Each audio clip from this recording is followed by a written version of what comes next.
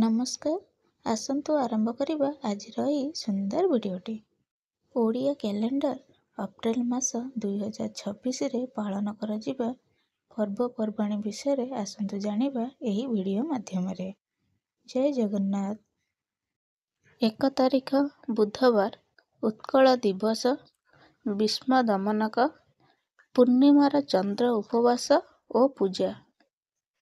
2 ତାରିଖ ଗୁରୁବାର ଚୈତ୍ର ପୂର୍ଣ୍ଣିମା, ବୈଶାଖ ବ୍ରତ, ସ୍ନାନାରମ୍ଭ, ଗୁରୁ ପୂର୍ଣ୍ଣିମା।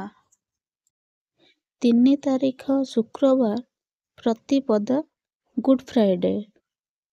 7 ତାରିଖ ମଙ୍ଗଳବାର ବିଶ୍ୱ ସ୍ୱାସ୍ଥ୍ୟ ଦିବସ।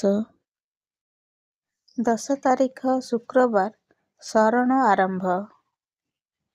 13 ତାରିଖ ସୋମବାର ମାସନ୍ତ, ବୁରୁଥୁନି ଏକାଦଶୀ, ବଲ୍ଲଭାଚାର୍ଯ୍ୟ ଜୟନ୍ତୀ। 14 ତାରିଖ ମଙ୍ଗଳବାର ମହାବିଷୁବ ପଣା ସଂକ୍ରାନ୍ତି, ଝାମୁ ଯାତ୍ରା, ହନୁମାନ ଜୟନ୍ତୀ ଓ ଆମ୍ବେଦକର ଜୟନ୍ତୀ।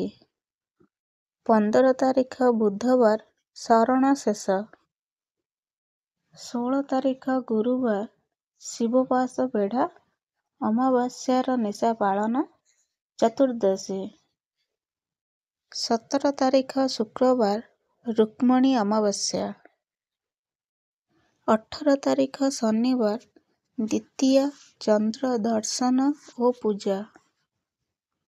20 ତାରିଖ ସୋମବାର ଅକ୍ଷୟ ତୃତୀୟା, ମହାପ୍ରଭୁଙ୍କ ରଥ ଅନୁକୂଳ, ଚନ୍ଦନ ଚାପ ଆରମ୍ଭ, ଜୟଦେବ ଜୟନ୍ତୀ।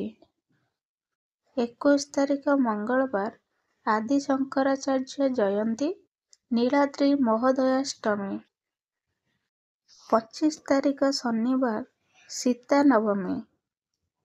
27 ତାରିଖ ସୋମବାର ମୋହିନୀ ଏକାଦଶୀ, ହଳ ନିଷେଧ। 28 ତାରିଖ ମଙ୍ଗଳବାର ଉତ୍କଳ ଗୌରବ ମଧୁସୂଦନ ଦାସଙ୍କ ଜୟନ୍ତୀ। 30 ତାରିଖ ଗୁରୁବାର ନୃସିଂହ ଚତୁର୍ଦ୍ଦଶୀ, ନୃସିଂହ ଜନ୍ମ ଉପବାସ।